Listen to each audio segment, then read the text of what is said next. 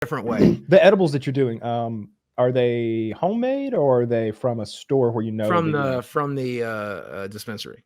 Do you know what dosage you're taking? Milligrams? 36% on these gummies, which doesn't have like a milligrams, which is weird, but it's like 36% on the gummy. So I guess I could weigh the gummy and figure it out. Is it just like a gummy bear? No, it's like this little, and it tastes like shit too. But then the question is like 36% what? Like pure THC? 36 because that's pure. See, that's not a thing though. Like exactly. I don't know why they measure it like that there. Yeah. So in Colorado, you know, I want to say everything civilian use was what, Taylor, like 5 milligrams. So you 10 had to milligram. Yeah. Was it 10? It's so 10. Yeah, everything's 10. What does civilian use mean? Can you back up to that? Pardon? Everything's civilian use. So there's medical and recreational, even in a state like Colorado. And the medical people get access to much higher doses because they're not having fun. They're treating fucking excruciating diseases. Cancer. And yeah. Whereas like some girl who just flew in from South Carolina might be like, yeah, I want to get high. Give me the candies. They're pretty. You don't want to give her the star of death, Joey Diaz kind of dosage that's going to put her in a coma. But the guy who's like dying of pancreatic cancer and is just in so much pain you can't fathom it, he needs a star of death. He needs to go to another realm today. Mm-hmm. Yeah. So the civilian stuff that you just walk in and plunk down some cash with a government issued ID that says you're 21 is 10 milligrams. I had forgotten. I thought it was 5. And so for somebody like me that had a really high tolerance, I would, if I really wanted to get high, I would take like 50 to 75 milligrams. So I had to eat like 5 of everything. Now, because it's 10 milligrams per dose, a lot of people will be like, oh yeah, I want this or that. This is the kind of candy or food that I like. But it's like, no, it's this fucking big. It's a huge like, yeah, you gotta eat half a dozen cookies if you want to get or muffins. Like if it's cupcakes, it's like, do you really want to eat 5 muffins right now? Is your dinner for today cupcakes? Kyle. No, in my case, like, absolutely not. Like I want to. Dude, you get 2 muffins in, you're gonna be like, poof. You're probably right. You're literally on the toilet eating your 4th muffin, and you're still not even buzzing. Why do they make it with bran? It makes no sense. So what I would do is I would look for the tiniest thing. Like y'all got Tic Tacs. Like I want like a Tic Tac type candy that's 10 milligrams. That way you can pop 5, 6, 7 of them and get to where you want to go. Like yeah, those they did. Those little pill bottles where it was like the pill would say sativa on it. And I remember buying those because we got those when we were in Colorado together. And maybe it was some sort of psychological thing, but taking those pills, I never felt like I was getting high. I'll tell you how I know if I they ate didn't the work. little square of chocolates that they came, Oh, the chocolates I would feel that. And the chocolates tasted pretty good. Yeah. So here's why. There's different ways to do marijuana edibles. You can dissolve the THC with alcohol, and then you can turn it into a hard candy. And then there's a different process where you're bonding the THC to a soluble fat, like coconut oil or butter or vegetable oil, anything like that. And then you're cooking it into, very carefully, cooking it into a pastry or a chocolate, a confectionery of some kind. Both of those work. Whatever they're doing to those pills doesn't work. Because like when the last day that we were there, everybody left but me and my girlfriend. Like Taylor had his early departure, Chiz had his early departure, and then just me and my girlfriend are sitting there like, well, shit, our plane doesn't leave until 5 p.m. We don't have to leave this place until like 1 in the afternoon. And so we're left with everybody's collective weed that was left over. And there was a lot. There was a lot. And so I've got all this weed, and we just drive with the weed to the airport. My plan is like, I'll do as much you can. It's Colorado. Yeah. We're not taking it on the plane. No. He's trying to load up before the plane. Maybe a little. I thought 20 seconds from now, it's who's checking the bags. Yeah. Look, you may or may not be able to get some back in your bag, but in any case, my plan was to do it right there at the airport and then throw it away before I went into the airport. And so we're sitting there at the airport and I'm just eating all the edibles. I'm eating them all. And there's I ate that whole bottle of pills, Taylor. The whole bottle. I did the whole bottle, throw that away. And then, it's like half an ounce of weed. I have to throw that in the trash. And I'm eating them all. I do like 150 milligrams of like marijuana edibles. I was barely high for the ride home. It was, the pills just don't work. I remember having like many, just tiny like moments of, oh shit, on that trip, because I would be like, I was sitting there trying so hard to teach Chiz, Kyle, and Kyle's girlfriend at the time to play Magic. And it would be a thing where like Kyle's tolerance, and I think Chiz's too, was so high that they'd be like, all right, let's pass around this this dispensary joint.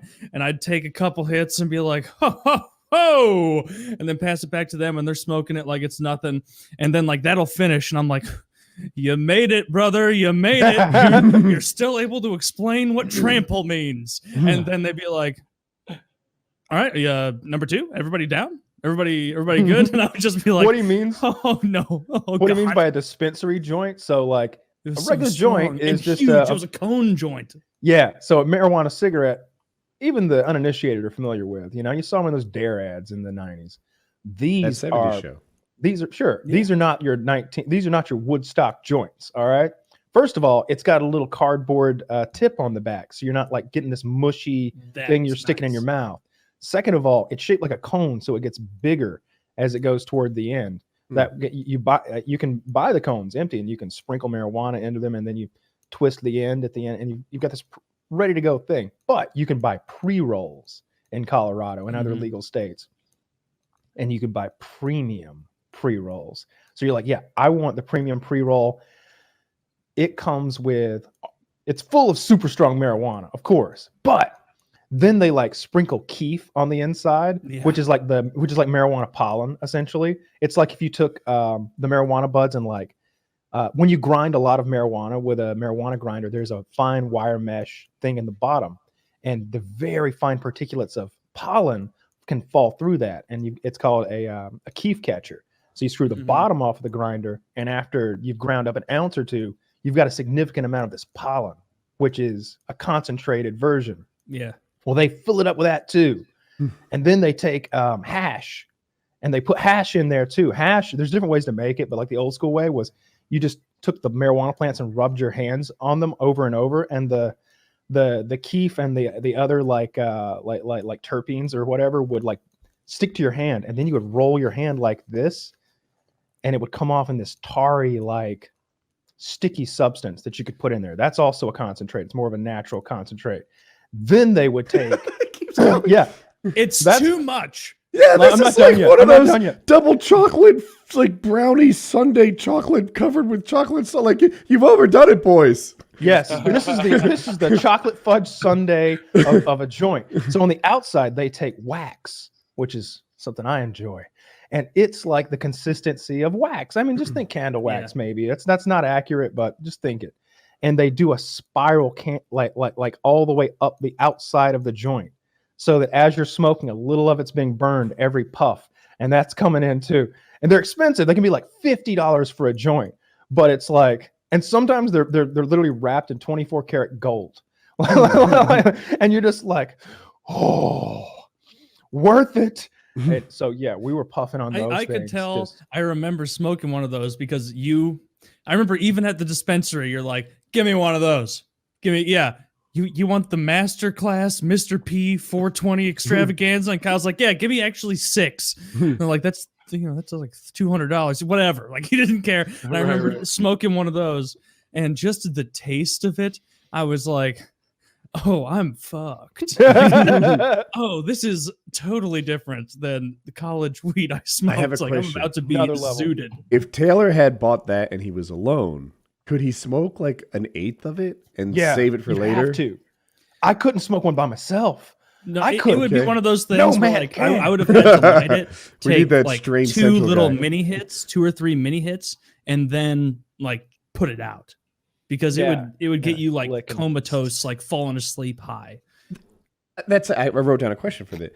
What is too high? I don't understand too high. It's like too rich or too good looking or okay. So I can explain that. For me, I got too high once. Specifically, I got crossfaded because you guys know I don't drink. We've talked about that.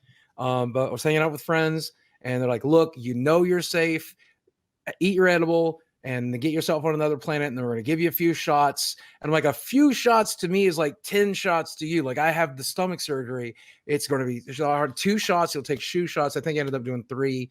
And for me, I could not think straight. I was anxious, I was annoyed, and I wanted it to be over. And that's what too high was for me. Now, what about for you guys? Well, if I usually vomit if I get too high. If I've done, I've made edibles before. I'm really good at it, and I have a very complex process, and it takes a couple days to get everything done. But when I'm done, I have an incredibly powerful edible, and I ate some edibles one time, and I went to another realm of existence, and I vomited, and it was like that episode of South Park where the boys put food up their asshole and then shit it out their mouths. Well, because I had cooked this marijuana into like a fudge brownie, like think the thickest, richest fudge brownie type situation with like chocolate sauce on the top, which was a huge mistake first time. It was bad idea. Live and learn. When I'm vomiting, it's like a turd coming out. It's just it's so lava sticky. cake. Yeah. It's like a solid turd of vomit that's coming up, and it's so sticky that it like dangles from the lip at the end. It's just like those shits where you got to shake your ass a little bit. you gotta pinch it off at the end and just I never went to another world, but I've said it on the show, so I'll keep it quick, but I still fucking remember getting way too high with Kyle and Chiz and his girlfriend and trying to teach magic to them. And there was one moment where it was like Kyle or Chiz or someone asked me like, so do I have, and it was in like one sentence that had happened where they're like, so do I have to tap this forest if I also play this chord? And I remember shit slowing down, getting weird in my head. But if you're too high, unlike being too drunk, you can play it off a little bit. And I remember as Chiz or whoever, maybe it was you, asking me some elaborate question about like order of operations in the game. My only thought in my head was, keep it together.